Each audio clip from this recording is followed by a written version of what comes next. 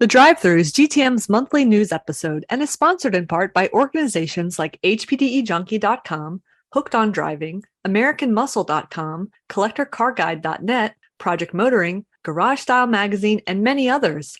If you are interested in becoming a sponsor of The Drive-Thru, look no further than www.gtmotorsports.org. Click About and then Advertising.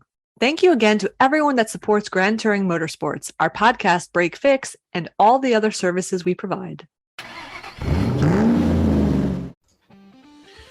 What's going on, everybody, and welcome to The Drive-Thru, our monthly recap where we put together a menu of local, racing, and random car adjacent news. I'm your host, Brad. With me, as always, is Eric. Heyo! And we also have Tanya. Hello. Now let's pull up to window number one for some industry news. I would like to talk about BMW.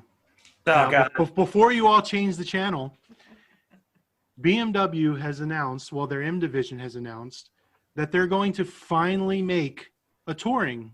For those of you that don't know, Touring means wagon, and BMW has never made an M3 wagon. The closest they ever got was the E46, where they made a prototype, and there have been all kinds of conversions where people have taken regular 3 Series wagons and converted them with all the M, parts and all that good stuff.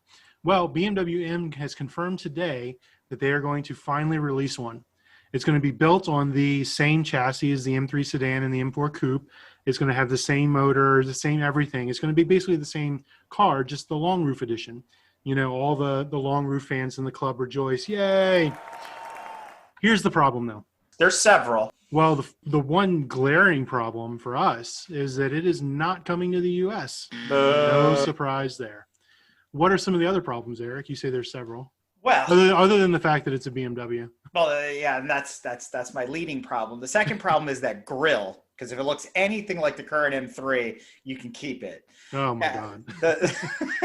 The spy photos that Road and Track posted of the back were just a rendering, and that was, a wide body version of the current 3 Series, which I'm okay with from that rear angle, but the rest of it, not so much.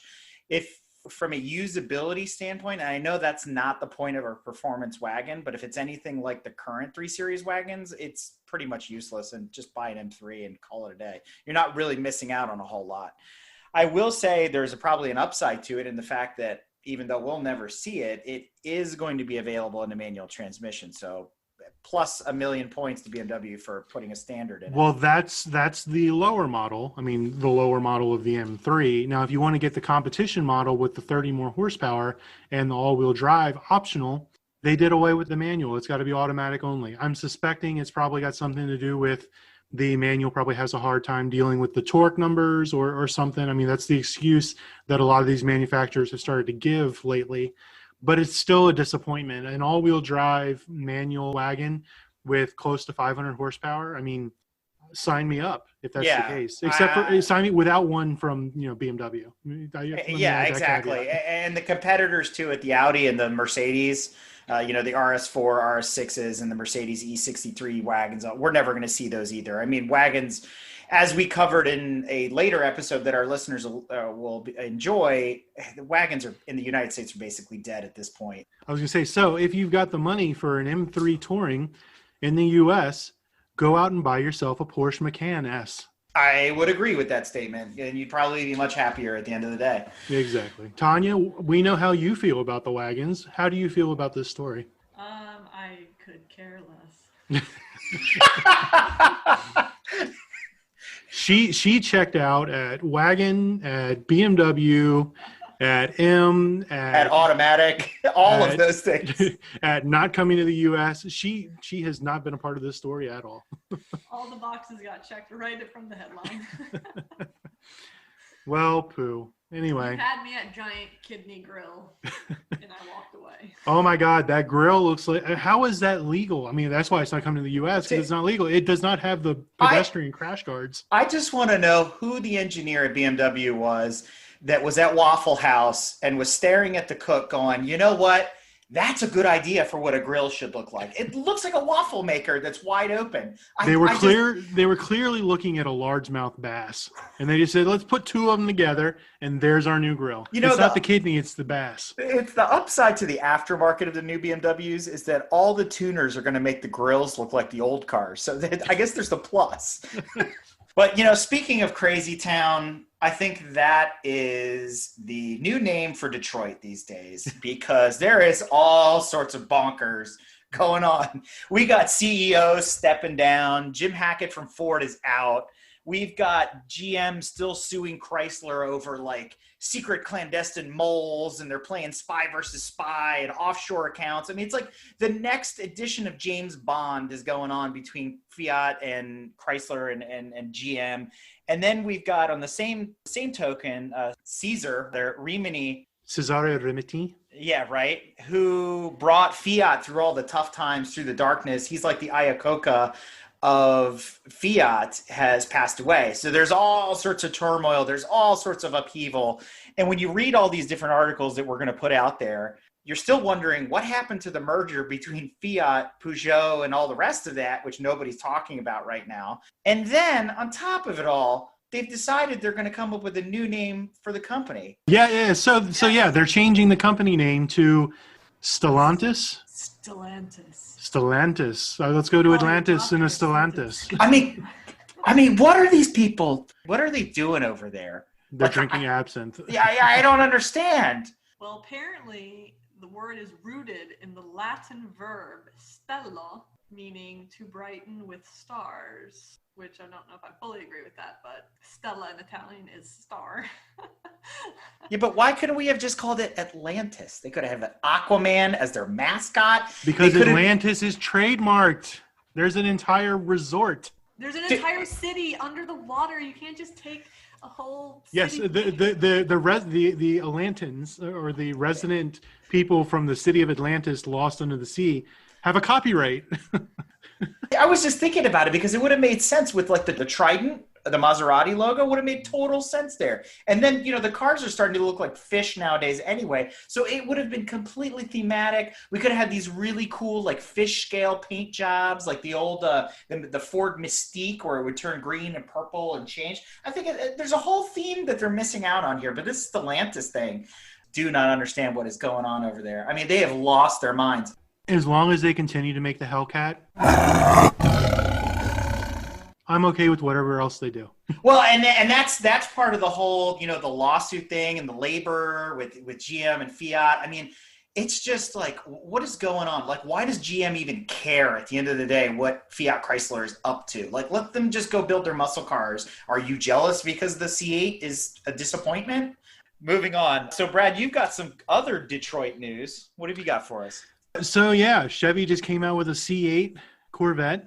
Everybody's heard about it. It's, it made the rounds about, 3, 4, 5, 6 months ago. That's not what we're talking about right now. Right now, we're going to talk about the outgoing C7 and the C7 ZR1, because apparently at the time, Chevrolet claimed that the C7 ZR1, with its 6.2 liter supercharged motor, a V8, 755 horsepower, its top speed was claimed to 212 miles an hour. That's the official number from Chevrolet. Really? Yep. Well, it turns out the car can go just a little bit quicker. With the optional 8-speed automatic transmission fitted with the low downforce aero setup, not the giant wings and all that stuff that some of us have seen at the track, it can get to a whopping 214 miles per hour. I gotta say, that's pretty impressive. That it's knocking on the doors of your LaFerraris and your 918s and all those McLaren P1s. I mean, for a car that costs a fraction of the cost, that's pretty damn awesome. Yeah, exactly. I mean, and whether you like the design of the C7 or not, I mean, styling is an acquired taste in a lot of cases. It's a pretty slippery car compared to some of the old ones. There's a lot of engineering in that. I've had the luxury of riding in many C7s on NCM at the factory test track. Phenomenal car, absolutely phenomenal car. But to know that the ZR1, that kind of final hoorah for that car, that it can do it well over 200 miles an hour, that's impressive. I figured the top speed on a Corvette was probably 170, 180 at best. But over 200, whew, And wow. on a standard Corvette, you're probably right. It's probably around 180, 186, something like that. But yeah, the ZR1 with the giant blower on top and and the correct aerodynamic bits, yeah, 214 miles an hour. Dang. That is commendable. I mean, I tip my hat to Chevrolet for creating something like that costs, what were they new, like 120,000? Yeah. Yeah. So.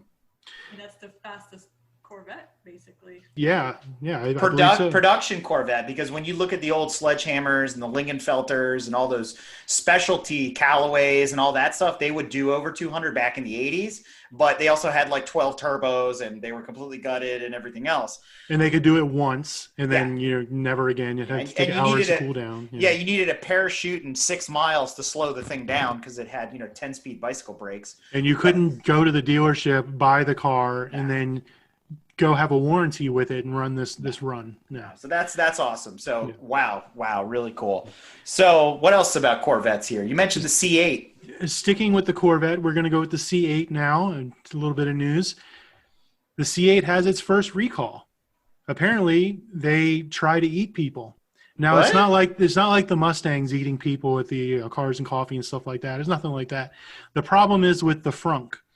Chevy, this is their first official foray in a mid-engine Corvette. So they've got a little bit of space up front, and that's where people can store their bag with their New Balances and their gold chains and stuff.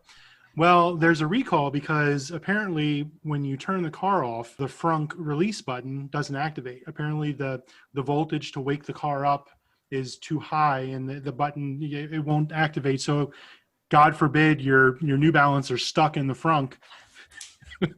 Tragedy, you got your junk in the frunk. Yeah, you got your junk in the frunk. Apparently, you can't get them out with the car turned off. Now, Chevy is fixing this with an over-the-air if you want update to your system, or you can go to the dealership and have it fixed. Basically, they're lowering the voltage requirement to have the button active. I've been waiting, and then I just read the article title. Chevy recalls the C8 Corvette because people can get trapped inside the front trunk. Why are you inside the front trunk? And because there's also another problem with the frunk. They pop up at speed. What? Are you serious? There's been a number of issues where the frunk, because they can't figure out how to keep it latched, it will pop up at speed. Now, luckily, at the HOD event we were all just at, there was a C8 Corvette there. I did not hear anything about him and his frunk popping up, but and he was in my run group, so I didn't see that happen. But that explains the blue painter's tape holding the front down. I get it now. It happens. Wow. So it sounds like some backwards wiring there. Yeah. Won't stay closed when it's running and won't open when it's turned off. That is wow. It seems like they just need to switch those two wires, and you're good.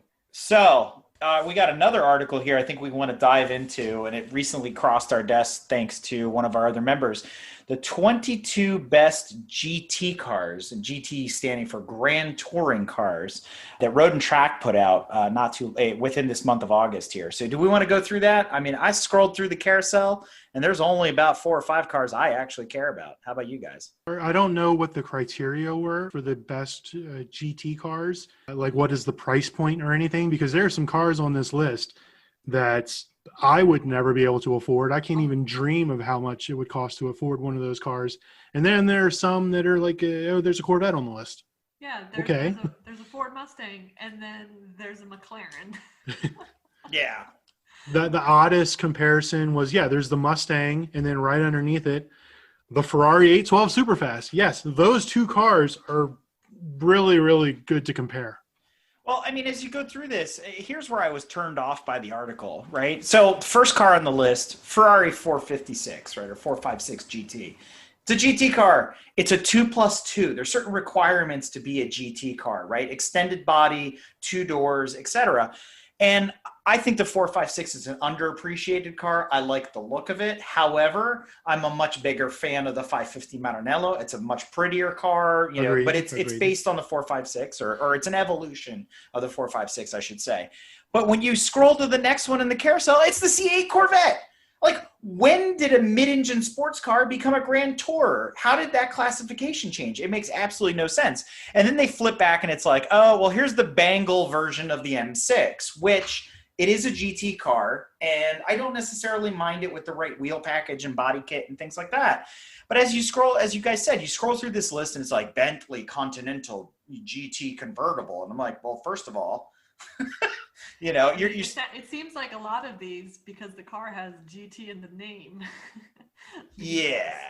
And then there's a sedan. There's the RS7. What the hell? I was like, what? I mean, so this list was a little bit all over the map, but some of the rest of these, yes, the Aston Martin Vanquish. I'm like, the Rolls-Royce Wraith. Yeah, and the DBS Superleggera and like all this other stuff on the list. And I'm like, the 928 quintessential GT car. Yes, checks the box. Again, these are the cars I cared about, but they're also, 30 years old, right? You start looking at the Jag and the Porsche and the Ferrari, and those were true GT Boulevard cruisers. But the 911, like 911's never been a GT car. But nowadays it is. It's gotten bigger. It's gotten fatter. I think people are considering the 911 the GT car, and the Cayman is the sports car now. But I got to tip my hat to whoever the gray-haired soul at Road and Track that was writing this article that put in the E-Type Jag, because out of all the cars that are there,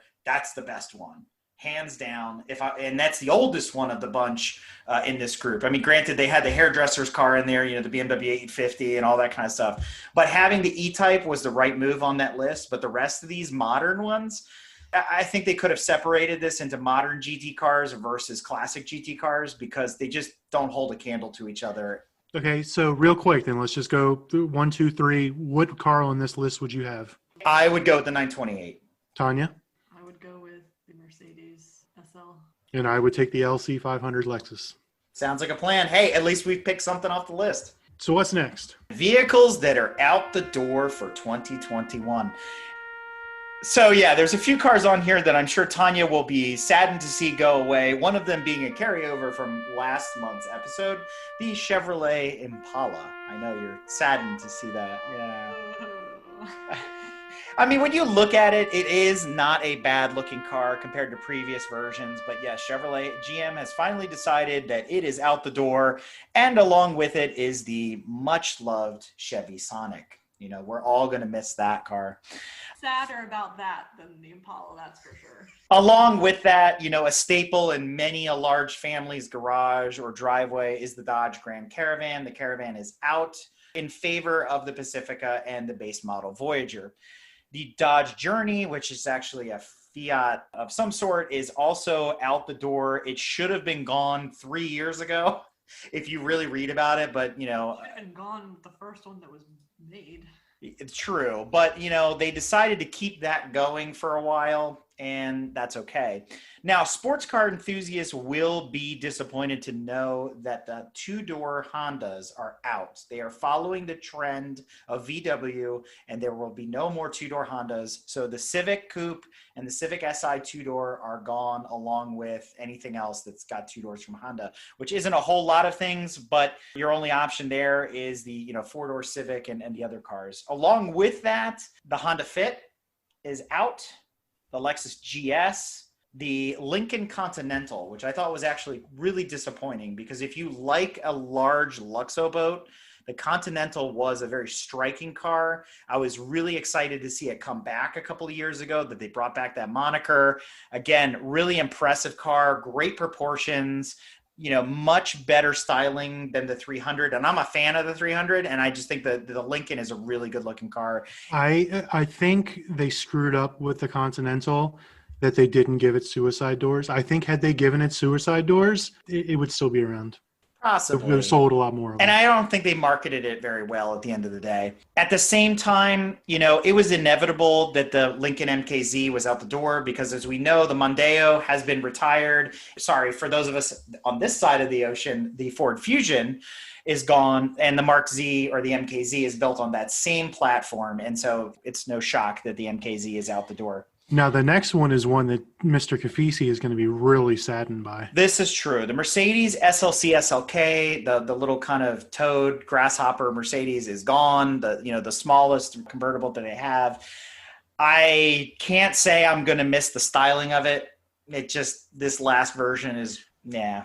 What's interesting, though, is that Mercedes is getting rid of this, but BMW just released the new Z4, Right. which is a direct competitor. Right, exactly. So maybe it'll be back.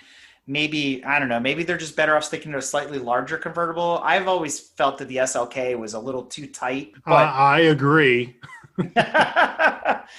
there's some others on the list, the BMW i8, the Alfa Romeo 4C, which, I've only seen 3 of those, and they've only been at track events. You don't see them on the street. A couple of Acuras, stuff like that. I think the only other one that I was kind of surprised to see go, and maybe it's because people are moving away from the subcompact market, is the Yaris, or the Yaris, depending on how you pronounce it. I'm very disappointed because this means there is definitely no way that the GR Yaris, the homologated rally version, will ever make it across the shores. Looks cool. It does, and it also puts a very big question mark on next year's WRC series, which I'm the only follower of in this club, I think. Well, they're kicking butt. The Yaris is They are. Exactly. And so what are they going to campaign next year? The Corolla hatchback? Because it's slightly larger. Which, that's probably it. But it gives way for Hyundai to run something bigger. It gives way for all the other manufacturers to run slightly larger cars because they had to stay within a certain size. And the Corolla is bigger than the Yaris. So it'll be interesting to see how that changes the WRC landscape next year. However, you'll probably still see the GRs or the Gazoo Racing Yarises run in WRC2, where you still see the Polos and a lot of the Skodas, and the smaller cars or the older chassis cars are still running in that subclass of WRC. So it would be really cool to see what happens next year. So what are the chances that we can get a number of GTM members together? We go out, we all buy Toyota Yaris's, and we start our own little club series. Next to 0? Mm-hmm. Yeah. You guys have no imagination. B-spec racing for everybody. Yeah, I think this would be more like D or E-spec racing we're talking about. Not if you had the GR Yaris. 257 horsepower. True. Pretty good. All the broken axles you can ask for. But I'll put it to you this way. I'm waiting for the Alpha GTA to come, right? Which we saw at Salins last year, which is the Golf-sized Alfa Romeo, which is rear-wheel drive with a 2-liter turbo. And there's been rumors that it was coming to the US, and I still haven't seen it yet because believe me, I would line up for that car. So you can keep your Honda Fits and your Yaris's and your Fiestas, because if that Alpha comes, that's going to be the hot ticket. It's going to be a GTI killer. See what had happened was Fiat had their money in their savings account, and they got to transfer the monies over to the check-ins account so they can move the Alphas over here. Yeah, but they was in the Cayman Islands thanks to GM. So I know.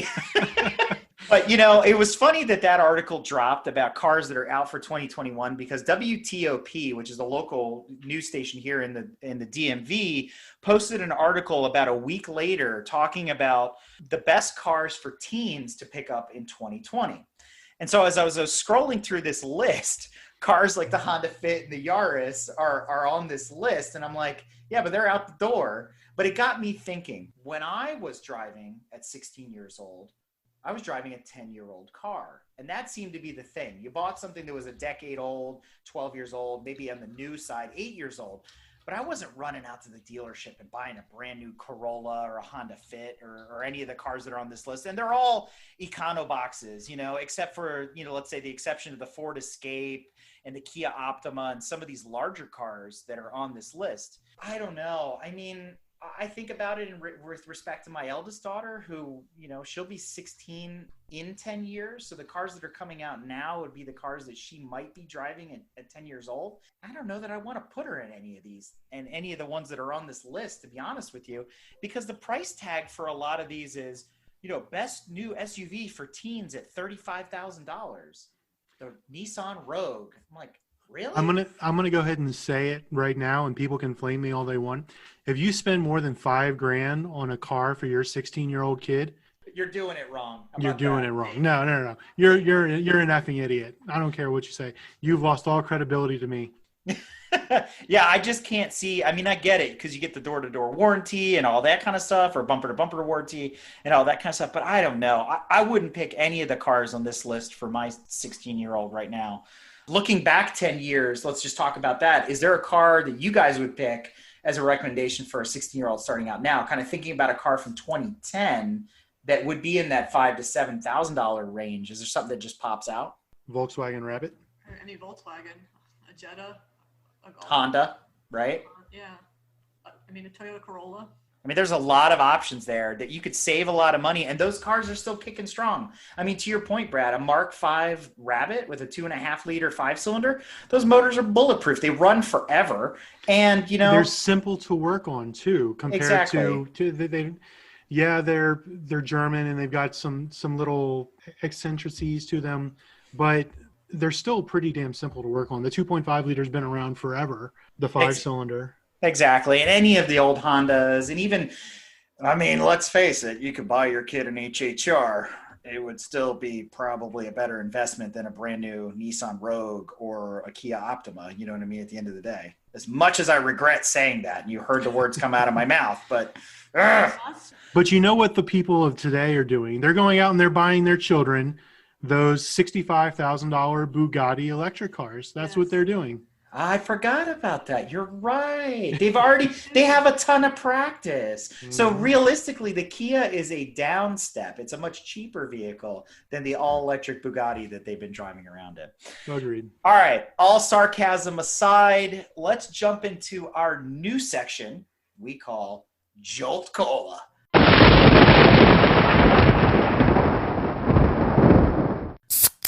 Where we cover electric car news. Electric car and maybe electric adjacent, depending how you look at it.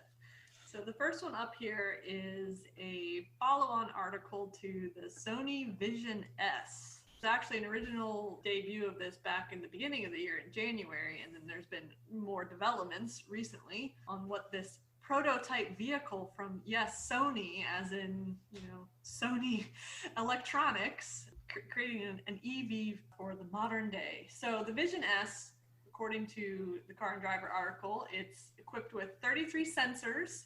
It's got LiDAR, radar, cameras, you name it. It's got a 360-degree immersive audio system. It's got a panoramic screen that stretches across the entire dashboard. There's no mention of a PS5 going to be installed in it.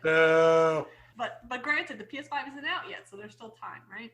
So, I mean, really, what's the deal here? This came out as a surprise, basically, unveiling at the Consumer Electronics Show. And people thought they were, I think, going to go see news about a PlayStation 5, and instead they unveiled this Vision S vehicle. So in terms of specs, it's on an all-wheel drive platform, which isn't surprising because apparently there is some collaboration with the Austrian company Magna Steyr, who back in the day created the four-wheel drive system on the Mercedes G-Class and whatnot.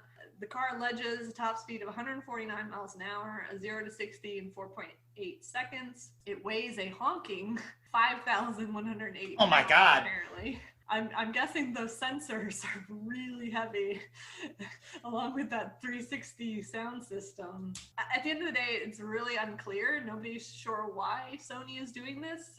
I would suspect, personally, that it's more about the technology and what they can bring to cars versus the car itself. The car is the platform to display all their fancy gadgetry, and it's not an unattractive vehicle, but it's very similar looking to a Tesla. So I'm going to throw in my 2 cents here. If we have any IT people listening, this is equivalent to the Sony Vaio laptops of the early 2000s, right? They brought nothing to the market other than some flash and panache and Sony specific things, but otherwise it was just a Toshiba laptop like anything else.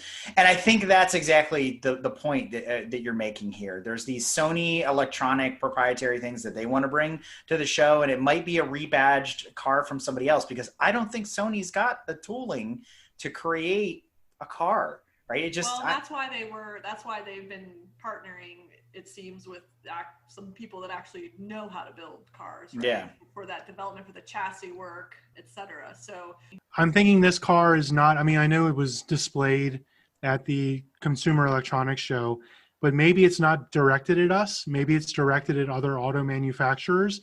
I just changed the stereo in my truck. It's a Panasonic.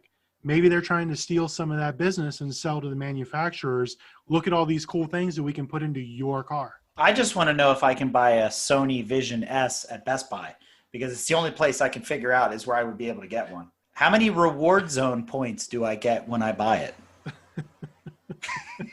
You'll be able to buy a PS5 for free. You better believe it. That's like the demon package, right? For an extra $1, you get a PS5 in the trunk. Equipped with Project Cars 3. All right, Tanya, what else you got on the list? So the next one is maybe electric adjacent. I mean, not really, because it's a hydrogen vehicle, and hydrogen is used to power an electric motor, so it's still hydrogen fuel cell powered cars are still considered EVs. This article again comes from Car and Driver, and it's about the Hyperion XP1, which is a 221 mile an hour hydrogen powered hypercar. So just as a little background here for folks who have not heard of Hyperion, this is straight from their website. They were founded in 2011 by an expert team of PhDs. Hyperion is a technology company that consists of 3 divisions: Hyperion Energy, Hyperion Motors, and Hyperion Aerospace, all focused on hydrogen-based power and delivery. They're based in Orange, California. Hyperion delivers cutting-edge space technology pioneered by NASA to the world. From road vehicles to space travel, Hyperion seeks to completely revolutionize the transportation industry by offering convenient, high-quality, low-cost hydrogen fuel across America. And as a quote from the CEO, "There are enough car companies. We're an energy company that's building this car to tell a story." So again, it's a little bit less about the actual car, which is super futuristic looking and, you know, hypercar looking, but it's more about the power plant, the fuel cell technology using the hydrogen. So what it's all about, they're claiming 0 to 60 in 2.2 seconds, a top speed of 221 miles an hour with a range of just over 1,000 miles. Granted, I'm sure that's not at 221 miles an hour. But nonetheless, it's also a carbon titanium monocoque chassis, and unlike the Vision S, the curb weight is around 2,200 pounds. It's very lightweight. Further on with the spec, so it's not out yet, so they've got their prototype here, but it's slated to go into production in 2022, so it's still 2 years out. It's going to be very limited run, apparently only 300 cars. It will be an all-wheel drive setup, and we'll have a 3-speed transmission with ultra capacitors to buffer the output of the fuel cell. The body also includes active aero elements that double as solar panels. The double barrel exhaust stacks are functional, but all that comes out is deionized water vapor. So that is straight from the Car and Driver article. Does it play engine sounds in the interior like the BMWs? There was no mention of that. I thought the Hyperion was the shuttle that they used, the big space station in Andromeda. I thought that was, I think so. that was the Hyperion. But my other question is, how big is the frunk, and does it stay closed at 200 miles an hour? They did not mention any alleged eating of people. But, I mean, I guess it'd be remiss without talking about hydrogen a little further, because the minute you say hydrogen, usually people just go with Hindenburg. So now, because of this disaster, everyone thinks hydrogen is going to be a gigantic death trap, and there's tons of conspiracy theories, I guess, around questioning of what really happened. Was it sabotage? Was it Hitler ordered it to be, you know, exploded, et cetera, or did just something go wrong, right? And spark ensued and the hydrogen exploded, or, you know, caught on fire. As it will, because it's very flammable. So Hyperion, obviously, they have to address this because it's going to be a big concern to people. I'm driving around Hindenburg, right? And they said, quote, "You can throw our tanks off a building or shoot them with a high-powered rifle. They won't rupture." They're seemingly, with their PhDs and their NASA friends, are spending a lot of time trying to develop the fuel tank to be safe. And what it is, apparently, is carbon fiber construction. So I would guess that they're probably pretty thick tanks. And carbon fiber, anything, generally isn't necessarily cost effective. So that's definitely one thing they still need to tackle, is how do we make, you know, that strength, but also cost effective for mass production into vehicles. I think if they can crack that nut and get the affordability down, they've got something interesting. So, you know, someone might say still be stuck on the Hindenburg, and why would we bother with hydrogen? I mean, I could see the rebuttal to that, because it's the Challenger effect, and I'm not talking about the Dodge, I'm talking about the space shuttle, where, you know, it wasn't this, that, or the other. It was an O-ring. It was a coupler. It was whatever. It's something else in the system that then causes a cascading failure, right? And so I think hydrogen being so volatile, and it does have a stigma, unfortunately, thanks to the Hindenburg, much like diesel has a stigma, rotaries have a stigma. Every engine type has its own problem. ICEs or internal combustion engines have outlasted the rest of them, because at the end of the day, even that is a controlled explosion, but it's the safest of its alternatives, right? So I'm a little bit apprehensive of hydrogen as well. And I think maybe a lot of our listeners would probably be disappointed because, if something did come out, it's kind of like the early adopters of Teslas or all electric vehicles. It's like, well, where am I going to get the fuel? How does that work? What's the distribution network? Well, I'll address two things there. First, the volatile comment is somewhat misleading because it's volatile in so much that oxygen is present and a ignition source. So again, I mean, you can have as much hydrogen sitting open here, and as long as nobody lights a match, nothing's going to happen. Granted, electrostatic issues could cause, maybe it to catch on fire. That's actually one thing that they think happened with the Hindenburg. There might have been some electrostatic stuff going on.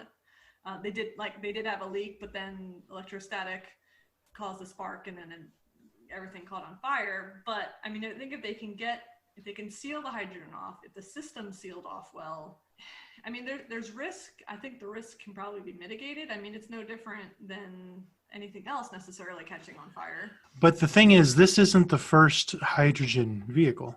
No. I mean, Honda, I'm looking at it right now. Toyota has Honda one offers, right. Honda has the Clarity. It's a hydrogen-powered car. Chevrolet, back in the early 90s, came out with a hydrogen fuel cell vehicle. BMW had a prototype. I mean, there's been several attempts at this before. I mean, the Toyota has one right now. I think I don't think they're displaying the range that this is displaying. So I think this is actually a huge, significant improvement to the technology. And they're trying to make improvements to the safety to make people, feel more secure. Additionally, to address the other point you brought up around fueling, this company is also trying to set up a network of hydrogen fueling stations. And what they're saying is, given the range, you need far less hydrogen fueling stations because you're going to get to go farther. So I got to drive to Road Atlanta to get to Dakota. So that's how I'm going to get fuel, right? I mean, that doesn't make sense. That's not a good way to do it because that's not the paths that people travel on. Now you're forcing traffic to go a specific way because it's the only way you can get your fuel source from. I can't fill up at home. I can't fill up outside of Sheetz. That's kind of a weird way to do it. And I don't know. I don't buy that. Sorry. I don't know. I mean, same things with electric cars and where you plug it in. Yeah. At any rate, I think I'm interested to see where they develop the technology. Sure. I find it interesting. It's much more environmentally friendly in terms of emissions than your standard ICE engine. There's arguments to be had around, well, how are you making the hydrogen? It'll be interesting to see what they come up with if they're actually able to produce their 300 cars in 2 years. So what's next, Tanya? So the next one on the list is the Cadillac unveiling of their new electric SUV. It's supposed to be their flagship, I think, electric SUV model. And it is called... The Escalade. It is called the Lyriq. Now, there's some debate around the pronunciation of it.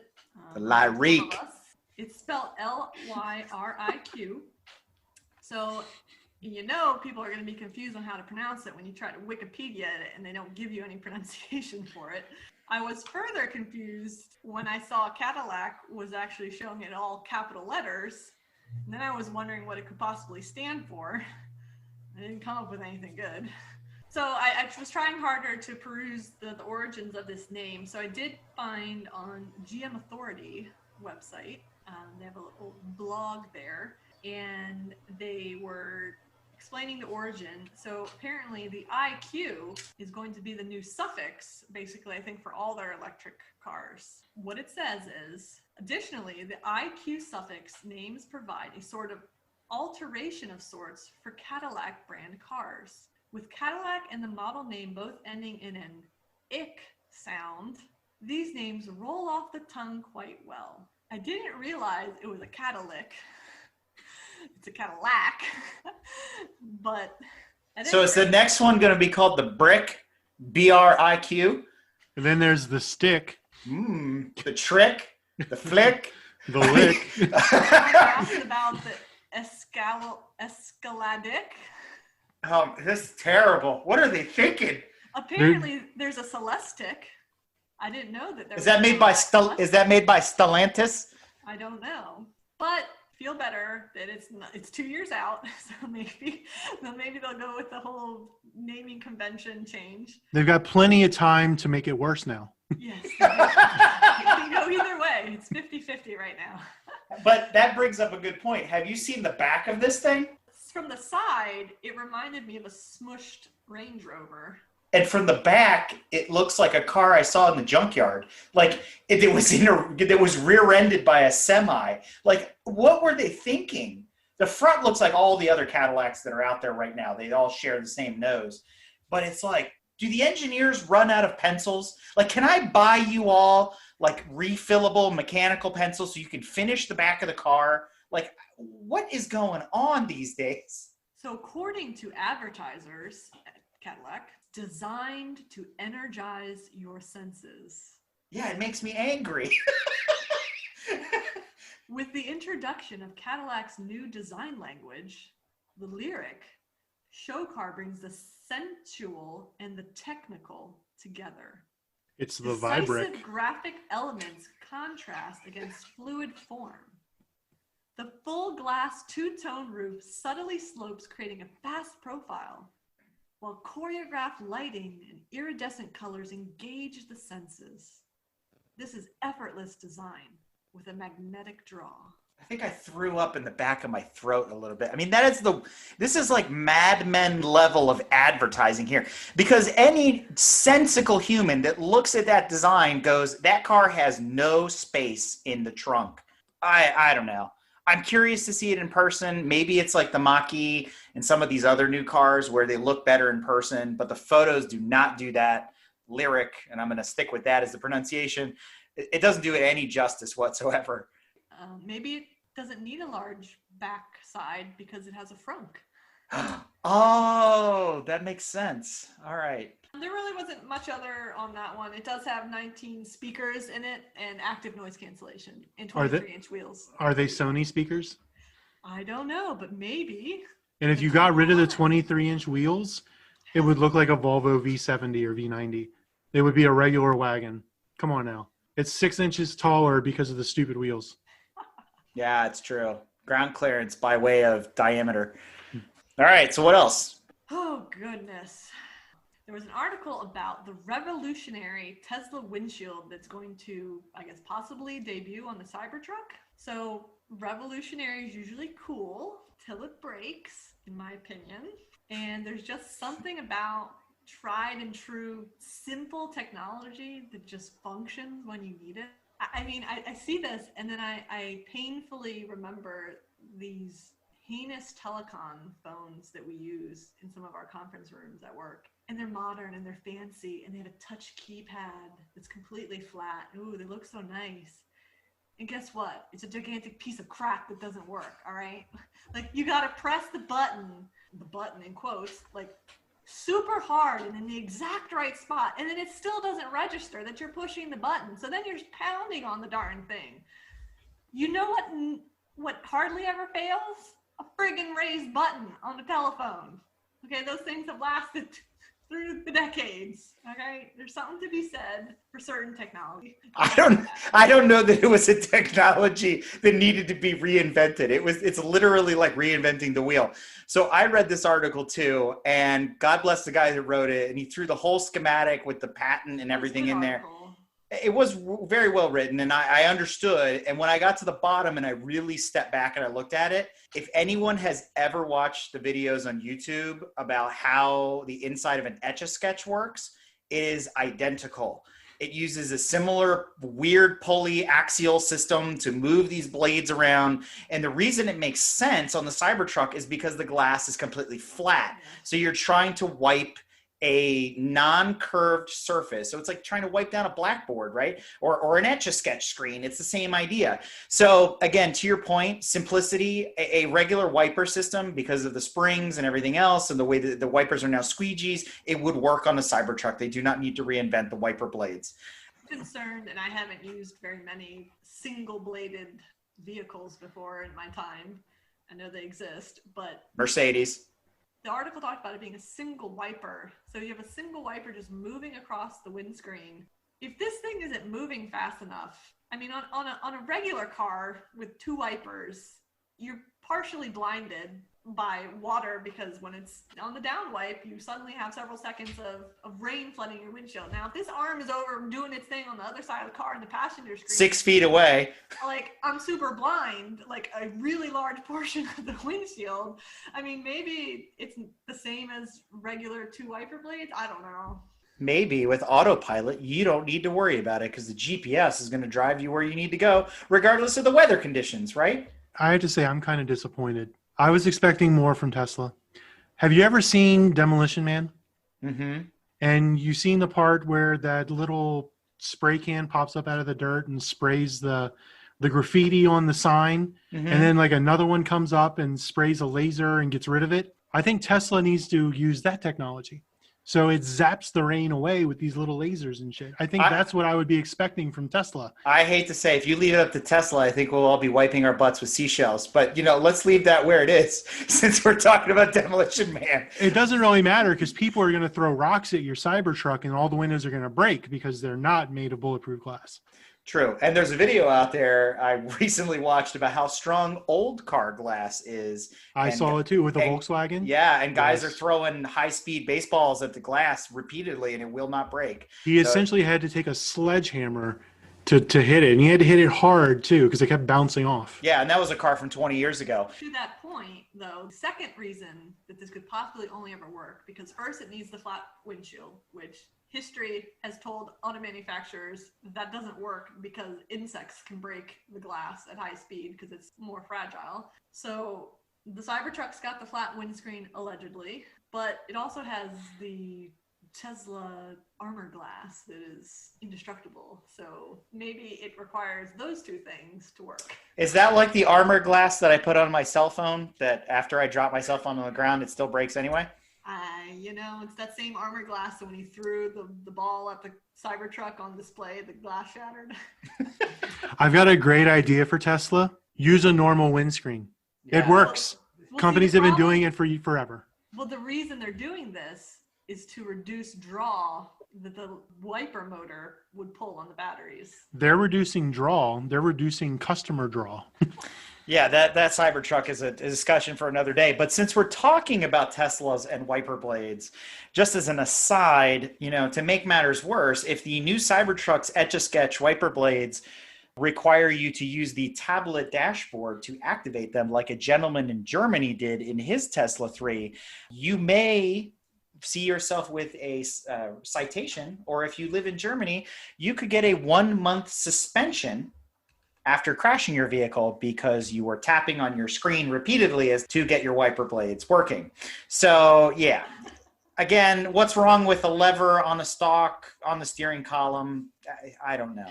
I call BS. I think that guy was playing Fruit Ninja, and that's why he got in trouble. Anyway, so electric cars, sometimes they get them right, sometimes they don't. But I think we got one here that actually defies expectations.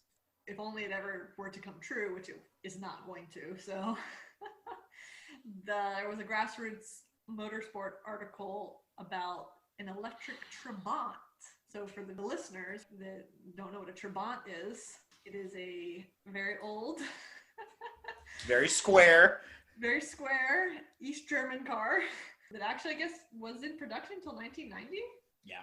Apparently. So from 1957 to 1990. The flagship of the Soviet Union. It was an amazing little vehicle. It was, the simplicity vehicle. It was interestingly, I learned a fun fact, made of plastic. I did not know that. So Duraplast, composite thermosetting plastic, similar to Formica. Okay, it's a kitchen counter with wheels. Sounds cool. It looked like a kitchen counter with wheels. I mean, yes, the body lines are very simple. I thought it was also interesting that pretty much, I guess, close to 1989, they got the rights to use a Volkswagen engine in them. So that was, I guess, sadly short-lived for but a year. But anyway, somebody, and this actually was already probably about 10 years ago, tried to revive the Trabant. Some investors wanted to bring it back into modern days, so kind of a retro redo. And then I mean, it has that pedigree and that desire and that passion that only a true enthusiast could enjoy. And if you had that racing heritage. Oh yeah, and if you had 50 extra rubles, you would upgrade to a Lada, a copy of a Fiat 128. But anyway, continue. I mean, I probably could get ragged on for my Fiat Panda obsession, so I'm sure there's somebody that got a Trabant obsession out there. I don't know. I mean, it kind of looks like a little Mini or something like that. And the Mini's better looking. Nonetheless, so I think in 2012, the investors then tried to come up with this Trabant NT version, which allegedly, I guess, would have had a little battery inside of it to give it 100 miles of range. I'm not sure where you were going with your little Trabant, but nonetheless, they didn't get the backing for this. So, that was already a while ago. So it was kind of reposted as oh, hey, what would you think about this in today's, burgeoning EV world? Is there a home for an electric Trabant or not? So I read the article and I looked at the renderings. I like it. And to your point before, you're on the same wavelength that I'm on, which is it looks like a sedan version of a Mini. And it wasn't a hateful looking car. I could see the throwbacks to the Trabant, although, I mean, anything is better. Any design is better than the original Trabant. So you're leaps and bounds ahead of that. But it wasn't an unattractive car. And I could see its relevance in the world. It's just a matter of getting it out there, right? I mean, the design fits in this cutesy EV future-y design that a lot of people are coming up with. I mean, it's right up there with the Gary Busey and all the ones we talked about on the last episode. Right, exactly. So, I mean, it could have a home next to your e-bussy. 100%. Maybe you could even drive it up into the back of the flatbed version of the e-bussy. Nice. Tow your Trabant with your e-bussy. Perfect. Not bad though. And it'd probably be cheap. Probably still made of plastic though. But now I think it's time to make some donuts. It's time to go behind the pit wall and talk about some motorsport news. So in local news, for the listeners out there, we have 20 events left on the Chin schedule for 2020. And a big shout out to Mark Hicks for coming on Break Fix earlier this month. If you haven't listened to that episode, we get behind the scenes with Mark and talk about the origin of Chin and everything that goes along with that, so you can get more familiar and better acquainted with their program and the peculiarities of what they do. Meanwhile, Hooked on Driving Northeast still has 3 events left on their schedule. NJMP Lightning in September, a newly added VIR date in the middle of October, which happens to be a week before their fall finale at Watkins Glen, which is closer to the end of October. A reminder to all the folks in the DMV and surrounding states, always check the latest COVID and health updates because many states are still not able to travel to New York.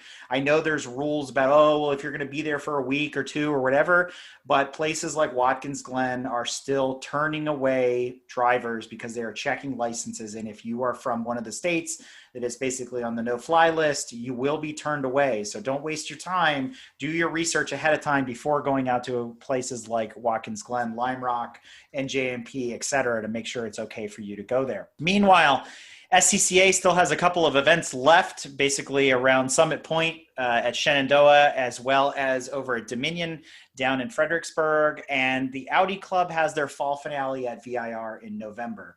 I'm sure there's other groups out there, Track Days and Porsche Club, et cetera. We don't dive into everybody's schedule, so be sure to check Motorsport Reg for all the dates and locations as those are changing as we get here closer into the fall. And then obviously everybody, stay safe, wear your mask, social distance, all that kind of stuff. That is being enforced at the track, so don't forget your mask when you're out there, things of that nature. On the brighter side, things we get to look forward to in 2021 and beyond, officials are now promoting a new track. and it's actually not going to be that far away. We're talking about 7 hours, maybe less, depending on how fast you tow from the DC area. It's going to be in Oak Ridge, Tennessee. Many of you probably don't know about Oak Ridge unless you're familiar with Oak Ridge Labs, nestled between Chattanooga and Knoxville, basically, there on the eastern edge of Tennessee. And the track is going to be built on a 330-acre plot housing a 5-mile racing circuit with 20 turns. I've looked at the maps, and we're going to post a link to it so you can check it out. The course layout looks really cool, and I'm super excited that they're going to do this. Apparently, they have all the approvals. The land that it's being built on has basically been abandoned for about 25 years. Nobody wants to develop there. Nobody wants to do anything in that surrounding area. So they've gotten permission to build a racetrack, and I hope we get to go there when it opens. Brad, some world news. So F1, that series that we all like to either watch or sleep during, has decided that they will not be coming to the Americas, North or South America at all during the 2020 season. Thanks to COVID, they are not going to be traveling on this side of the pond. Instead, they're going to replace the U.S. Grand Prix, the Mexican Grand Prix, and the Brazilian Grand Prix with 3 new races in Europe. They're going to be doing the Nürburgring Grand Prix circuit, which they haven't had a race there since 2013. They're also going to be doing Imola and Portimao. So for all those listeners that were looking forward to going to a Grand Prix this year, you better get your plane tickets to go across the ocean because you're not going to be able to on this side of the Atlantic. And then the next story I'm going to talk about is less about news and more just something that's kind of interesting. So I'm going to ask a question. What is the best color in motorsports? Black. Well, you would say black. Manufacturers would say bright colors that help them sell their cars, liveries and things like that. Drivers would say the checkered flag, black and white. But manufacturers, they say, and team coaches and team principals, it's the gray color, the gray area between the rule books and cheating. Oh man. So in light of the recent events with Force India, and the cheating, alleged cheating going on with their team, they've got all kinds of investigations going on. Or we're going to talk about a couple of stories from history in the motorsports world where teams cheated, got away with it for a little bit, had a lot of success until they got caught. So the first one Eric might know about. Does it start with Lotus? Oh, I'm so excited. No, it does not start with Lotus. It actually starts with a Toyota Celica back in 1995, the World Rally Championship. So I figured you might know about this one. The World Rally Championship authorities said that drivers and I said that the cars had to have restrictor plates. Well, Toyota manufactured these little spring mechanisms that while under load, they would push the restrictor plates open just enough to get a little additional air through. But then, coming off throttle and coming back into the pits after the racing or whatever, the pressure would be taken off the springs, or they could take the pressure off the springs, and the restrictor plate would go back into the legal limits. The next story is about NASCAR and a driver by the name of Smokey Yunick. His cars. What was that again? Yeah. His name is Smokey Yunick. You got to be kidding me, right? No, Brilliant. It's not spelled like you would spell eunuch. It's Yunic. But anyway, he got his cars. He got his cars from Chevrolet. He drove a Chevy Chevelle in the 67 and 68 NASCAR series. But he did all kinds of little things to his car to make it kind of questionable whether it was legal or not. He had the bottom undercarriage smoothed so it didn't have all the little imperfections and everything, so it made it more slippery. He had a tube frame welded completely to the frame of the car, so it was kind of, I guess, the first the first integrated version of the tube frame chassis. He had the chrome front bumper was deepened to act as an air dam. He had the rain gutters and the glass gutters and glass trim and everything were made to be flush with the rest of the body of the car. So really there was nowhere for the air to go but around it. It made the car super slippery and super fast. And NASCAR caught him, and then he was in trouble. But I think my favorite parts about this story... And not his name, Smokey Yunick, because that is just amazing. My favorite part about this story was the fuel tank. So he got in trouble for the fuel tank. I guess he was carrying too much fuel. NASCAR took the fuel tank out of the car to inspect it further. While the fuel tank was removed from the car, he was able to start it and drive it back to his pit because apparently he used thicker than usual fuel lines. So they held up to 2 to 5 gallons more fuel, which allowed him to have fewer pit stops and everything. So that's my favorite part. A quote from his autobiography. Somebody asked him, "Was this car a cheater, Smokey?" And he said, "You goddamn right it was." That's awesome. Honesty to the very end.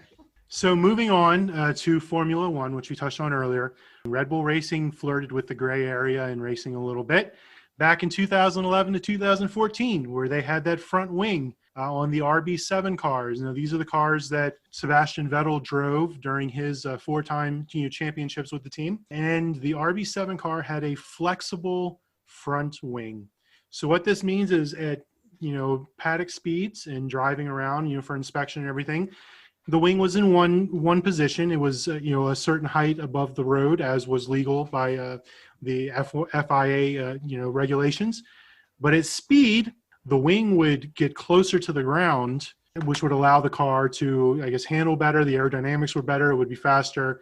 And this gave, Red Bull an advantage, and then eventually they got caught. And then therefore they got penalized and the wing was deemed to be not valid. Moving on, Formula One, again, back in 1981, this is with the Brabham BT49C. They had hydropneumatic suspension. It was suspension that was half filled with air and half filled with hydraulic fluid. So what it would do is driving around the paddock and everything, it was just normal ride height. Once the car was up to speed, the aerodynamic downforce provided by the front and rear wings would push down the body, expelling just enough of the cylinder's contents to the central reservoir, thereby lowering the ride height. The car would remain in its lowered state until the end of the race. And then once you were coming back into the paddock, all that, the contents would go back to the suspension, raising the ride height again back to the legal limit. This was when Piquet won the championship. He won in 1981. They were caught halfway through the season, and then essentially they lost their advantage because other teams were like, "Hey, we can do that too," and they started playing with the rules and stuff. Well, there is an upside to all that. Let's call it alleged cheating. Is that pushing the boundary to win, to get that competitive advantage, usually trickles down years later into production cars, because that hydropneumatic suspension and all that, we take advantage of that on road cars now with even the magneto suspensions and air ride and all that kind of stuff. And so all of these guys, maybe they wear the scarlet letter, but at the end of the day, they were pioneers of automotive engineering, and we've reaped the benefits decades later of them pushing the boundaries. So, I mean, I don't fault them so much, and I'm sure whatever's going on with Force India will have a rippling effect later, and the next Toyota Yaris that debuts will have some technology from maybe that Formula One car. Who knows, right? On the other side of the pond, on our side, there's, big race just happened. The weekend of August 23rd was the Indy 500, right? The Indy 500 usually happens Memorial Day weekend, but thanks to COVID, it was punted all the way to the end of August. And I have a feeling most of us probably forgot about it because Penske pulled the plug late July, reversing their course and saying the Indy 500 is closed to fans, because originally it was going to be one of the first big races to reopen with full grandstands, and so they pulled that away. In addition to that, it was the first Indy 500 without a woman driver in the field since the year 2000. So there's been a female driver in the Indy 500 since 2000 up until this year. And, that goes back to a previous episode we did, about the gentleman driver and getting sponsorship and all that kind of thing. We debated that and about, females in motorsport. So that's an interesting story there too. And we posted the link for that if you want to dive into that a little bit more. But it posed the question, I know, granted, we were busy at the track, and we're going to talk about that a little bit more here towards the end of the segment, this past weekend when the Indy 500 was going on, but I didn't even hear anybody talk about it around the paddock. Like, it just seemed off. Like, did anybody even care? The only time I heard about it was from Sam when I was getting ready to leave, and he asked me if I was going to try and find it on the radio. Up to that point, I had no idea what was going on. But I'm not that big of an IndyCar fan, so I'm not surprised that I didn't know what was going on. Yeah. It's a shame though. And I hope next year's better and we all get back in the groove and we haven't lost that enthusiasm about racing in some of the larger events. But that doesn't seem to have stopped the crazies over in MotoGP, has it, Tanya? No, they were still racing, and I think, was it last weekend, I guess, at the Austria GP race, there was a massive crash. Well, I guess what could have been a very massive crash. So two of the riders, Morbidelli and Zarco, collided with each other, which caused Morbidelli's bike to keep going down the track. And the Austrian track is not well known for its safety, if you will, particularly for motorcycles. There were no barriers to prevent the motorcycle from continuing its path of travel, and continue it did, straight across, all the sand trap, the grass, back out on the track, right as Vinales and Rossi were coming out of the turn. And his bike, if there was a paper between his bike flying in front of Rossi, that was a lot of space. There's a video that you can watch. They kind of cover several angles and go through it a few times. And at first you're like, oh, okay, big deal. And then you kind of see the different angles and you're like, oh my goodness, he's so lucky. They're both lucky that they didn't get completely taken out, wiped out by a motorcycle that's probably still traveling at close to 200 miles an hour just across the ground, right? A projectile coming at them. I mean, scary. Those guys, without a doubt, are just a different caliber of racer to do what they do that close to the ground without, a metal cage around them by any means. So, hats off to their bravery, and they're just full send. Very lucky. Glad to see that nobody was seriously injured. I say it about hockey players all the time, and the same rings true for motorcyclists, especially MotoGP riders. They are a complete different species. They are not human. I mean, if you think about all the crashes and stuff that happened at the Isle of Man during the time trials they run there, and how many people die or get seriously injured year in and year out, and yet they still show up, hundreds of riders every single year to test and to tempt fate, to try and set the best times. It's just that it's ludicrous what these guys go through. Same with hockey players and against other sports. It's amazing. Yeah. And I mean, a lot of people say, IndyCar is the best thing on TV, NASCAR is the best thing on TV. I'm a big fan of WRC, but I mean, my dad used to be a big MotoGP Superbike fan, and he graduated into that. And he was like, man, none of this other racing even holds a candle to what the guys on the bikes do. So if you're looking for something different and something really exciting, start watching MotoGP and start watching Superbike, because it is out of this world crazy. And you definitely won't be put to sleep like watching any of those F1 races. That is for sure. But speaking of Formula One and kind of stepping back in time, another article that came across our desk was Machine Learning Reveals the Fastest F1 Driver of the Past 40 Years. And I said,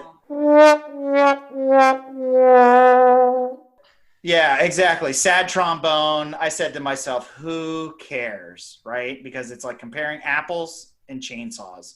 I mean, this was the premise of the Fangio documentary that I reviewed a couple months back. If anybody searches our website and looks it up, it's under must-see documentaries. And it was the whole thing. Oh, we're going to talk to all these people. We're going to run machine learning algorithms. And at the end of the day, Fangio is the best driver of all time. But it's an economy of scale. So Senna was the best. Is he better than Schumacher? Yes, because Schumacher wasn't as good when Schumacher and Senna ran together. But is Hamilton as good as Senna, or vice versa?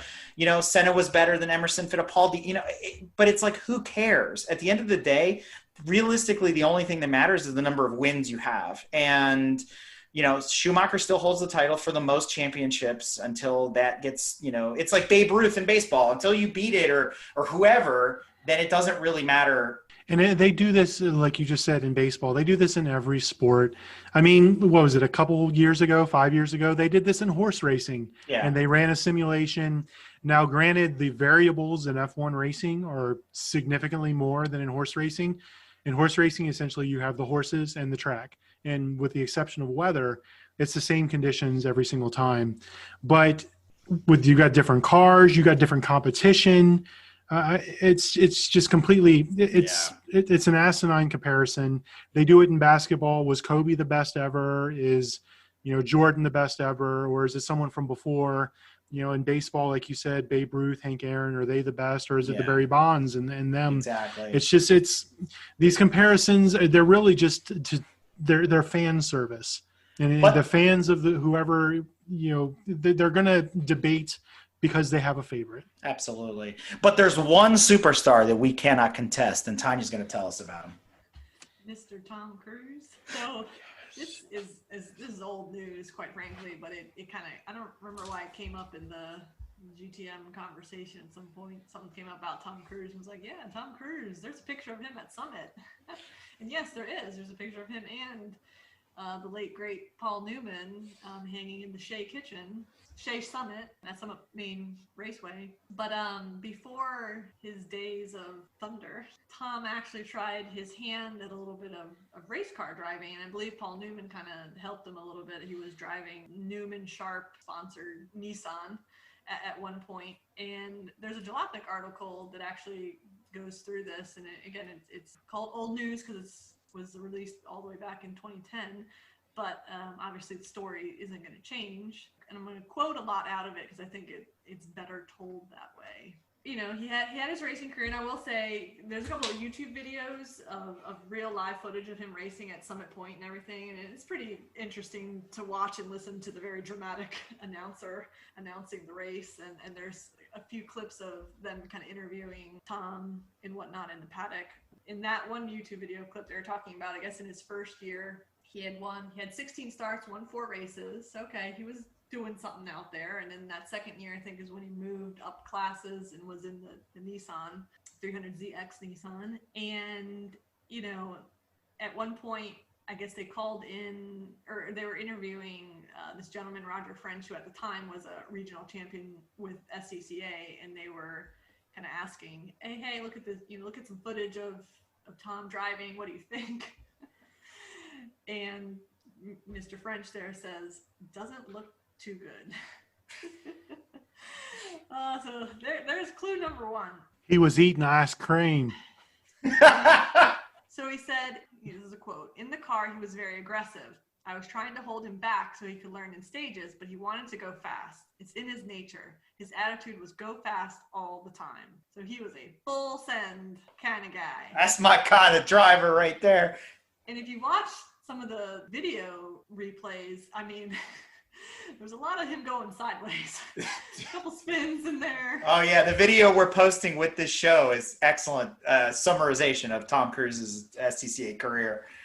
I mean, the article is he earned the nickname "See Cruise Crash Again." So there's something going on with his driving style right there in the headline of this article. Overall, kind of described him as a nice guy, and he's really into that racing life for that time that he was there. So he was trying to be dedicated to the sport when he was there. He just wasn't there to get some photos or anything. He wanted to talk and do all that stuff. But another quote from this gentleman: he didn't seem to put my advice into practice very much, but he was a really good guy. When he was in the world of racing, he was in the world of racing. For his part, he just fit right in. He was serious about racing, and that's all he wanted to talk about. You just really had the feeling that once he closed the visor, he was back to being aggressive. So at the end of the day, you see his driving style. You kind of hear someone who was trying to coach him. He was a difficult student, is what we would probably say. He was trying to do his own thing. These are my takeaways from reading and watching the videos. That confidence and aggressive behavior probably overshadowed any possible talent he had, and it just didn't develop. And who's to say, his acting career was taking off, and you have to make choices in the path you want to take in life, and clearly he opted, maybe it was a better choice to go down the movie side of things. Depends if you're a fan or not. It's questionable, some of the movies, but I don't know, it's interesting. Very cool. So with that, we move into our next section. Would you like some fries with that? So Tanya, kick us off. Back to Florida. There's a lot of nice, fine people in Florida. We're not trying to, poke fun at Floridians. There's crazy people in every state, in every part of the world that do some very crazy things. And, this just happens that, again, it's another Florida man. And, he wanted a Porsche, wanted a 911 Turbo, and, perhaps he didn't have the $140,000 for it, but he had the $75 for a home printer. So, what do? I mean, you just print a cashier's check for 140 grand and you walk into the dealer and you buy yourself a 911 Turbo. Makes total sense. And then Seems you try to legit. buy 3 Rolexes with more printed checks. And then, of course, because you bought a $75 printer, and I don't know if you bought a $75 printer, you get caught. Then you get arrested, and you very likely go to jail for fraudulent activities and check forging and all sorts of good stuff. So needless to say, he was caught. Short-lived. I hope he enjoyed the 2 days he had to 9/11. I mean, there is all sorts of wrong with this equation, from not just the printing of the check, but the people that accepted it, the dealership, and everything else. I mean, it's just mind-boggling. And again, not trying to single out Florida, but the stuff that goes on down there, you can't make this up. What, maybe it was a really good printer. I don't know. I mean, usually the cashier's checks and things of that. I mean, checks in general, have certain marks, watermark. They use a special magnetic ink. There you go. So again, it all comes full circle. You take apart the Etch-a-Sketch to use the parts to repair your Cybertruck, use the aluminum magnetic powder inside the Etch-a-Sketch to make your check that you bought the printer from Best Buy so you can go buy your Sony Vision S. You see it's all full circle. It's turtles all the way down from here. And then with your Best Buy rewards points, you can turn around and buy the PlayStation 5 to put in your Sony Vision S. There you go. We have connected all the dots now. So what else is going on in Florida? Anything? So this one is quite good, and it's worth a look at the image. So it's a very short article, and our southern friends at Wink News, Southwest Florida's leading news, posted this article about a Florida man seen on video riding on the hood of a truck down a busy highway. And I would like to point out that it's not just a truck, like ain't no Ford F-150 or Chevy. This is a freaking semi-truck, okay? And according to the picture, he's only wearing underwear. He's sunbathing.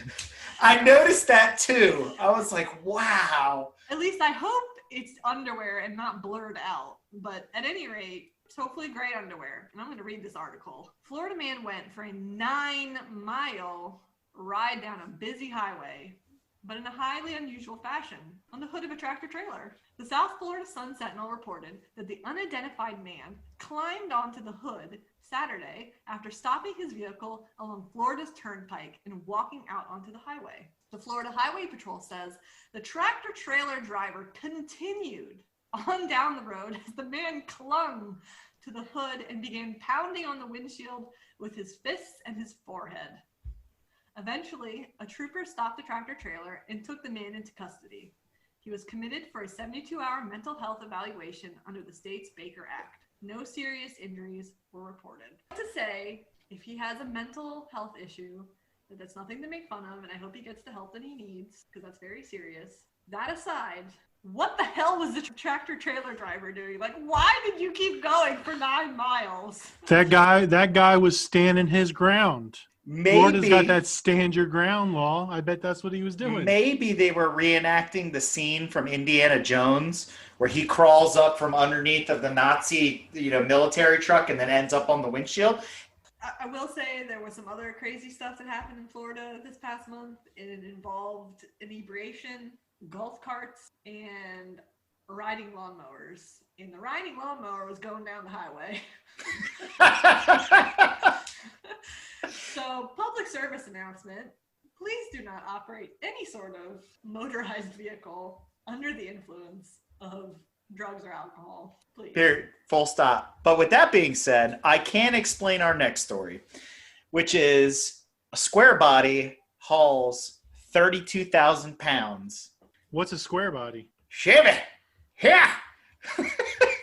And I tell you what, I started watching this video and I got about 30 seconds in and my brain started to melt.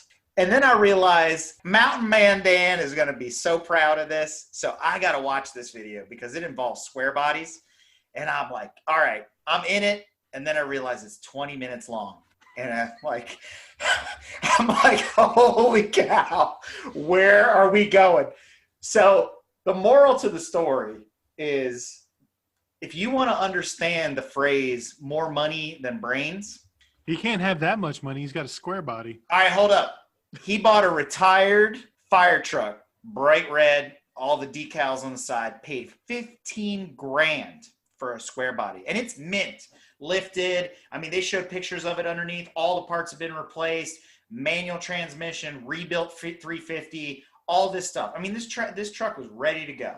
But I'm looking at this thing for what it is. Being as old as this, it's a great truck. 15 grand, maybe a little bit much to spend on it. And then this guy, younger gentleman, he decides, well, we did a test on another episode where we wanted to see how much a Ford F-150 diesel or whatever it was could tow to its absolute limit. And apparently this gentleman is not a fan of the square body. And he tells you that pretty much within the first minute of the video.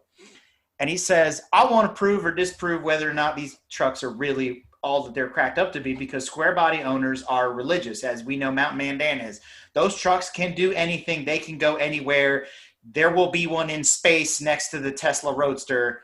It'll be flying rust, though. But, hey, whatever. He decides, okay, I'm going to make sides for the bed, and I'm going to fill it with firewood. Cool. I was like, well, to me, that does not seem like 16 tons of wood.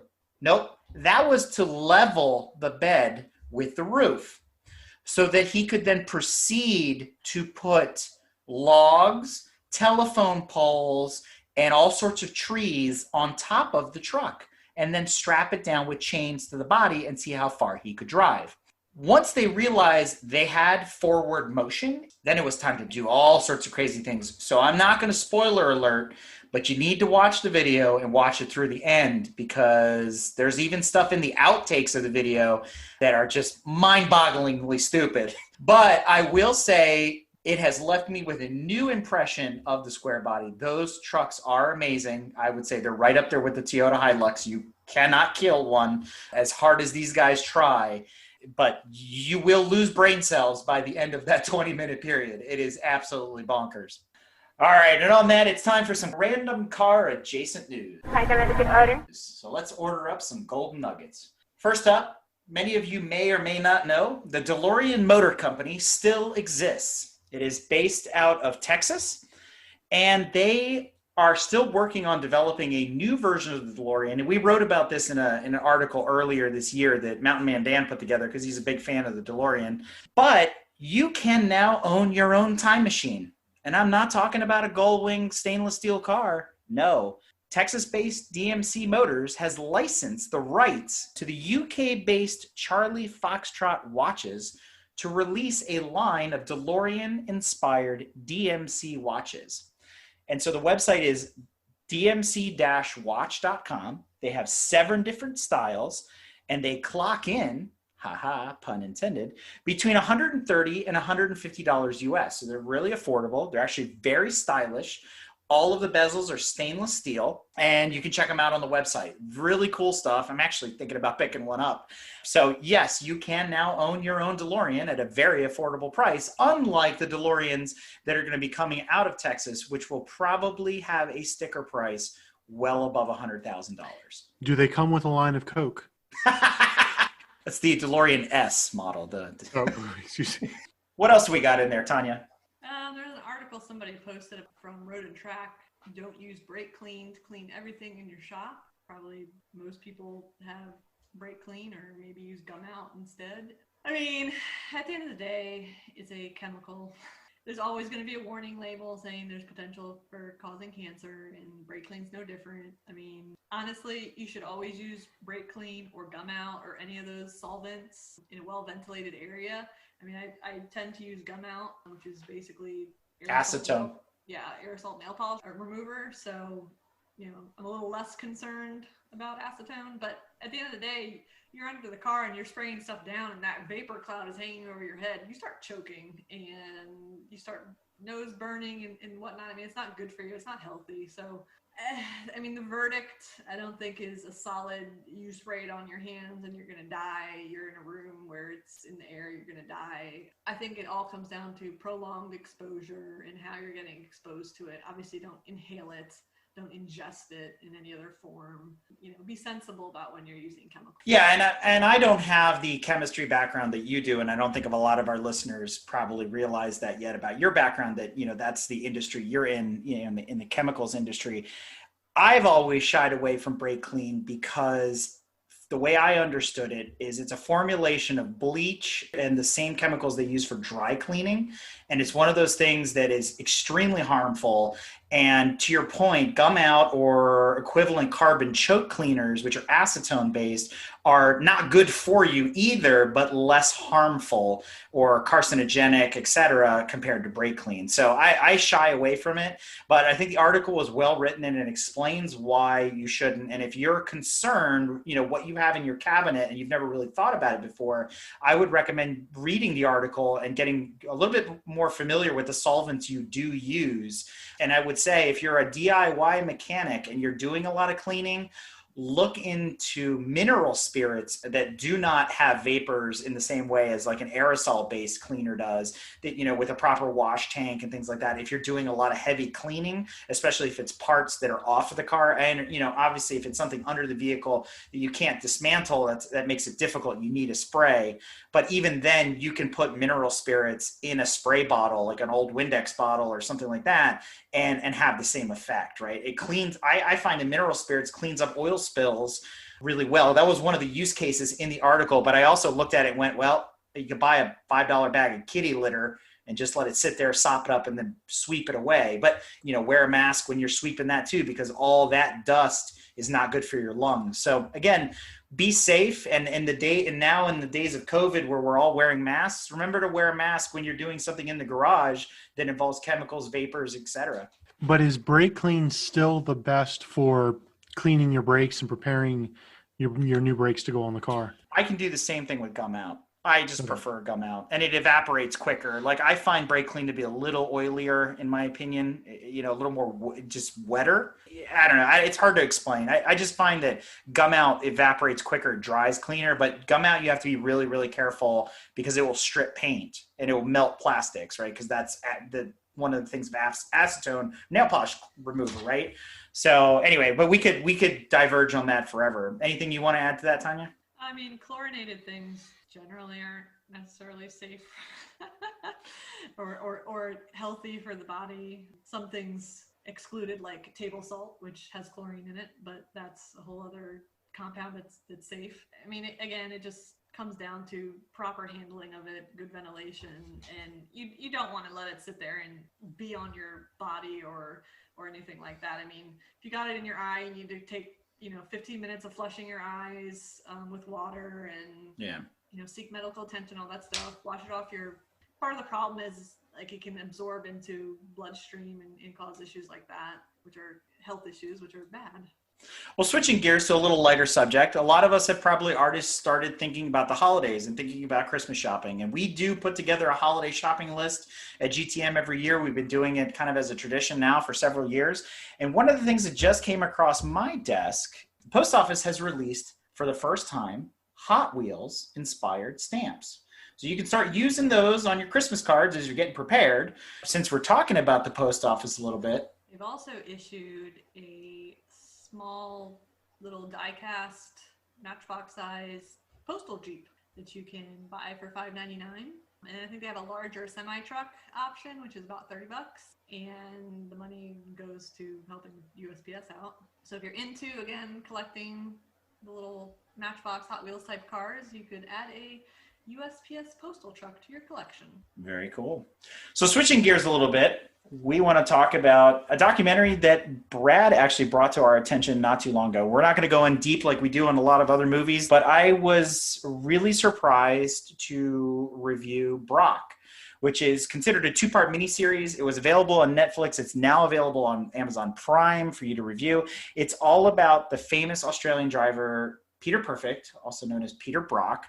And it starts with his early days driving Austin A30s, how he got hooked up with the Holden racing team and all that, and his career and his separation from GM in the middle 80s, not to give away the whole story. But Peter Perfect, outside of having most wins at the Bathurst 12-hour race or the Bathurst Endurance race, he's basically the creator of HSV, or Holden Special Vehicles, right? So that was a specific branch of GM Australia that they let him spin off that we know today, which now we know that Holden has been officially, retired. And we learned that from Mike Crutchfield earlier this month. So really cool movie to tie back into some of the things that Mike was talking about. Unlike a typical documentary, it was a dramatization, which was cool. So there are real actors playing the parts, and some people you may recognize, other people you may not, playing the parts of all the different people, be it Peter Brock, be it his manager, and some, the racers that he was with, etc. I found it fun, even though it was 3 hours long. The 3 hours went by really fast, and it was a good movie overall. But one of the cool things that they did was they actually interlaced real footage into the movie footage with some CGI to simulate, the actor being there as Peter Brock. And that was seamless, absolutely beautiful, very well done. So that made things move along really well. And it made the storytelling, I thought, more profound because it was a dramatization and not a documentary with a narrator or anything like that. So good story, worth checking out, free on Amazon Prime if you have access to it. In addition to that, of movies, when we posted links to these on the follow-on article to this episode, you can watch the new viral video that's going around about a guy who mounts a GoPro inside of his wheel and drives down the road. So you actually get to see how a tire works from the inside. I don't know about you guys, but I thought it was interesting, but also not at the same time. I mean, it was anticlimactic in a way. I mean, it's a fixed camera position, so it was really hard to see all the possible deflections and whatnot. And I don't know that it's been a while since I watched it, but it felt like he just kind of drove slowly around the blocks a few times. And then there were potholes or small potholes on those roads, but I don't know, it would have been cool kind of to see it go over a speed bump or really aggressively take a corner. I think he did at one point, just kind of like quickly take off and make a turn, but it would have been interesting to really see an aggressive turn to see how the tire deflects. Yeah, I think I would have liked to have seen that video redone maybe with a slightly higher profile tire, because I think that was the worry, is that because it was such a low profile tire, it probably crushed the camera. But I think on a higher profile tire on a racetrack, that would be really cool to see the deflection and the sidewalls moving and all that kind of stuff on a proper race course, what it's like when you hit a curb at the racetrack, stuff like that. So we'd also learn how hot a GoPro can get.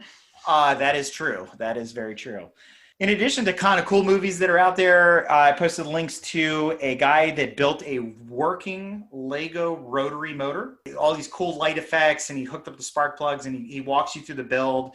And it really kind of put into perspective, if you're not into rotaries, like how a Wankel engine works, and how it's designed to work. And at high speed, you can really see it with all the articulation, like how it actually functions. So if you want to learn something different, I would definitely check that out. But it was really cool to see the imagination and the creativity and the time that people put into building that kind of stuff.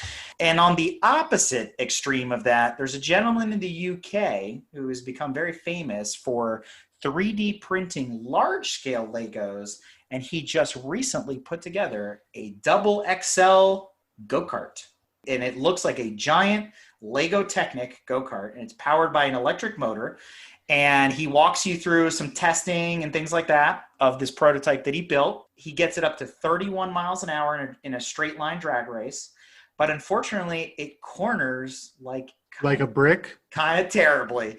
And the reason being, he can't, and it was cool because the tires he has look like Lego tires. I mean, it's legit, right? The problem is they were plastic tires, like hard plastic. They were rubber tires, but they look like the knobby Lego tires like we're used to. Everything, the steering wheel, it was all Technic. The whole rack and pinion was a giant gear. I mean, when you see the video, you're like, wow, that's really cool. The problem was, and I guess him not being a car guy, this is where I saw the design fall apart. Yes, it's a go-kart. Yes, it goes straight. Yes, it turns. The brakes were still a little suspect.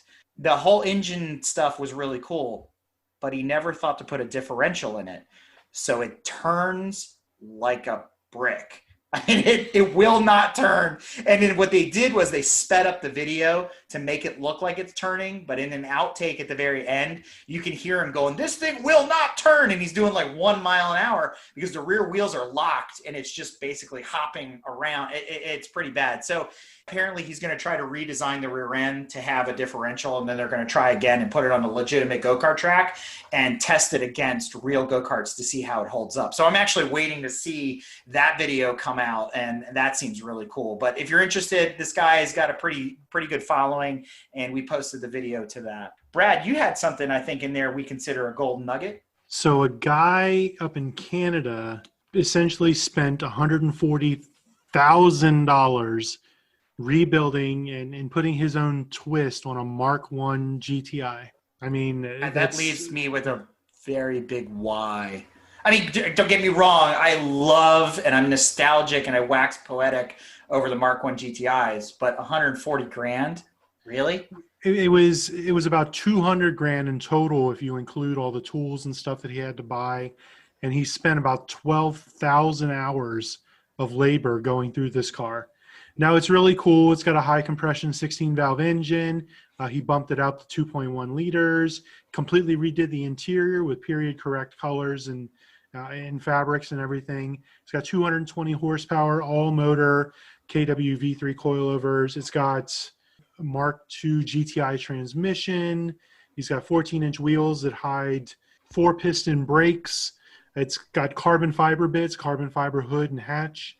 So he spent some time and did a really good job on it. But the real question is just why? Why I know, because all the stuff you listed sounds like let's call it a $30,000 Mark 1 GTI I would see at VAG Fair. You know what I mean? It's like, I don't know. Like, where did he sink? Is he factoring in his labor? I mean, I don't know. I just want to know what it sells for and bring a trailer at the end of the day. Well, in the article, there is a 122-page write-up of everything that he did. And then there's also documented 180 different videos kind of showcasing the how-tos and everything he did. And a lot of that 140 grand goes into his one-off research and development. So he's including his R&D cost into building this car. Got it. Okay. He sold it. He sold it to a couple up in Canada. And he's got a couple other projects that he's looking to do. I guess the bigger question is this in Canadian dollars or US dollars? The article did not say. But he's got 2 other projects. The first project is he hasn't started them yet, but he wants to do e-mini bikes. So he wants to electrify some of the 70s like banana bikes that you used to see running around. And he also wants to build a Tesla Model 3 for the track, probably so he can beat that 911 GT3 finally. Yeah, Pikes Peak, baby. Last thing in this segment. So an article came across our desk, thanks to Sam. It really explains why software developers choose what they choose. They build a simulation game, especially a racing game. I thought it was actually quite interesting. I won't bore you guys with the details. We will post the link to the article, but basically it comes down to processing power and concessions, right? They can only simulate so much and only give you so much realism based on, technology that we have, processing power. And then there's a gameplay aspect to it, right? So if you make it too difficult, nobody wants to play it. You make it too easy, then it's just for kids. It's like Mario Kart. So there's a lot of that going back and forth, and they try to make everybody happy. So I know we complain a lot about certain games. Oh, Forza doesn't have this, and Project Cars doesn't have that, and then this one has, the other thing. At the end of the day, it's all about compromises. So if you're interested in getting that backstory, check out the link to that article. I found it to be interesting just to kind of nerd out on. So now we come to our final segment, the secret sauce, where we quickly cover some internal GTM news. So I'll start out, a couple shout outs for upcoming podcast episodes you guys will hear after this airs. We want to say thank you to Joe Oberberger, Baron Mills, and Travis Dixon from SCCA. We want to say thank you to Mark Francis from OG Racing. And we want to do a quick Summer Bash roundup. We want to shout out to Mountain Man Dan and Matt Wood, our region chiefs for the Mountain region, for organizing and putting together Summer Bash 6 at Pit Race. It's the first time we had that not at Summit Point or in the DMV. So event went off without a hitch. We had really, really good weather. We had a really good turnout, over 20 GTM members there. Karting event was fantastic. Congratulations to Sam Harrington for winning. I'm not going to boast, but I did qualify on pole. So John Cafisi, if you hear that, I went faster than Pete. So, you know, we're officially putting that out there. Pete also cheated and dabbled in that gray area with his 47-second run. Yeah, that's true. That got disqualified. But but the karting event was a huge success. We also have to big shout out to Lauren Thompson, who's our newest member from the mountain region, who also catered our Saturday night party, which was awesome. So big thank you to her. And also welcoming aboard Andrew Mulreen, who's a longtime friend of Andrew Bank. And we welcome him to the DMV region. So that's putting us well into the 70s in terms of our membership size. And we are looking to grow. We do get membership requests all the time. Just for listeners who are out there, you know, we like to meet you guys. We like to make sure that you're active participants in the group and you want to be part of the bigger GTM family. We've set up some different ways for you to get to know part of the team, especially now during COVID and when there's less and less events going on. So if you're interested in learning more about us, visit the website and don't be bashful to apply. We'd also like to give a shout out to Matteo Fontana for developing the new GTM store, which is set to release in September. And we'll have more on that later. And then some more shout outs. Big shout out to Mark Hicks from Chin Track Days for coming on the show and talking to us and giving us that whole backstory. We want to shout out to Harry Brill and Rob Lors for participating in our What Should I Buy Wagons edition. To Mike Crutchfield for his two-part story, Story Time with Crutch, and the Kiwis and Coffee episode that aired earlier this month. To the Latin lads, John and Steve Wade, whose episode aired last week. And our new Patreons for the month of August, Peter Bank, Jason Duncan, John Richter, Gordon Bell, Tom Wendy, Matt Small. And again, you know, GTM is fueled by volunteers, so please consider signing up. It really helps groups like us grow. You know, without your support, we could not do what we do. And of course, I think we have one final shout out, Brad. I guess we should say thank you and shout out to Tanya. Yeah, I mean, you know. What you guys don't realize is she does a lot of work. This drive-through series that we put together is really inspired by her, and she's done a really good job of kind of formulating these segments and collecting the data and making sure that this goes off without a hitch. And we could not do this without her, and we're looking forward to doing more of these episodes and hearing more about all the people from Florida that she's researching. So thanks, Tanya, for doing this for us. And Thank you, Tanya. And again, to all the members who support GTM, we couldn't do this without you guys. So thank you all for your support. And on that note, I think it's time to end. What do you think, guys? I think so. All right. August is in the bag. Let's see what September brings us. Well, here we are in the drive-through line. Me and her. Cars in front of us, cars in back of us, all just waiting to order. There's some idiot in a Volvo with his bright sun behind me. I lean out the window and scream, hey, what you trying to do, blind me? My wife says maybe we should park. If you like what you've heard and want to learn more about GTM, be sure to check us out on www.gtmotorsports.org. You can also find us on Instagram at Grand Touring Motorsports. Also, if you want to get involved or have suggestions for future shows, you can call or text us at 202-630-1770 or send us an email at crewchief@gtmotorsports.org. We'd love to hear from you. Hey listeners, Crew Chief Eric here. Do you like what you've seen, heard, and read from GTM? Great, so do we, and we have a lot of fun doing it. But please remember, we're fueled by volunteers and remain a no annual fee organization. But we still need help to keep the momentum going so that we can continue to record, write, edit, and broadcast all of your favorite content. So be sure to visit www.patreon.com/GT Motorsports or visit our website and click in the top right corner on the support and donate to learn how you can help.